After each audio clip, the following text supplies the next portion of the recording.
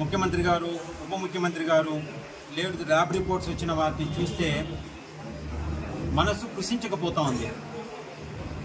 ఈ విషయం ఇలాంటిది కూడా జరుగుతుందా అని చెప్పి నమ్మడానికి కూడా అవకాశం లేని అంత ఒక బాధ, చెప్పుకోలేని ఆవేదన. వీటిని ప్రభుత్వం నిర్దిష్టంగా ల్యాబ్ రిపోర్ట్స్ తోటి డాక్యుమెంటరీగా ఈరోజు ప్రభుత్వం చెప్తా ఉంది.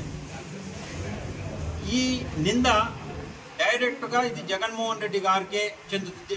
దీన్ని మేము భావిస్తున్నాం. ఈరోజు రిపోర్ట్ ఉన్నంత వరకు, అది కాదు అని చెప్పి తేలేంత వరకు కూడా ఇది జగన్మోహన్ రెడ్డి గారే చేయించారు అని చెప్పేసి నమ్మడానికి మేము ఎలాంటి సంకోచం చేయడం లేదు. ఒకప్పుడు జగన్మోహన్ రెడ్డి ముఖ్యమంత్రి కావాలని చెప్పి కోరుకున్న వాళ్ళలో ప్రథముని నేను. ఈరోజు మాకు జరిగిన ఈ అన్యాయం, మాకు వెంకటేశ్వర స్వామిని ఏదో వీళ్ళు అపవిత్రం చేయడము, వీళ్ళు చేశారని చెప్పేసి వచ్చే వాదనను నేను ఖండిస్తున్నాను. అది ఎవరి వల్ల ఇలాంటి తుచ్చుల వల్ల అలాంటివి జరగవు, అవి జరగలేవు. అయినా మా నమ్మకాన్ని దెబ్బతీసే విధంగా ఈ రకమైన నెయ్యిని వాడినారు అని చెప్పేసి ప్రభుత్వం చెప్తా ఉంది. కాబట్టేసి మేము నమ్ముతున్నాం.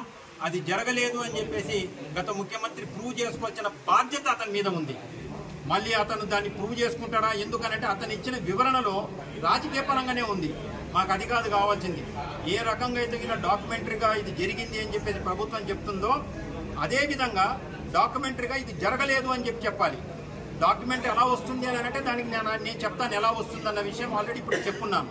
సో దయచేసి వైసీపీ నాయకులు లేదు వైసీపీని మద్దతు ఇచ్చేవాళ్ళు వాళ్ళు ఏ కులం ఏ మతంలోనే ఉండని కాక నేను వారందరినీ కూడా కోరేది ఏంటంటే ఇది జరగలేదు అని చెప్పడానికి ఏమేమైతే ఒక నమ్మదగ్గ సాక్ష్యాలు ఉన్నాయో దయచేసి జగన్మోహన్ రెడ్డి గారిని వాటిని మాకు చూపించమని చెప్పండి. లేదు టీటీడీ వెబ్సైట్లోనో లేదు వైఎస్ఆర్సీపీ పార్టీ వెబ్సైట్లో అయినా కానీ ఉంచమని చెప్పండి. మేము దాన్ని చూడడానికి దేని ఎడల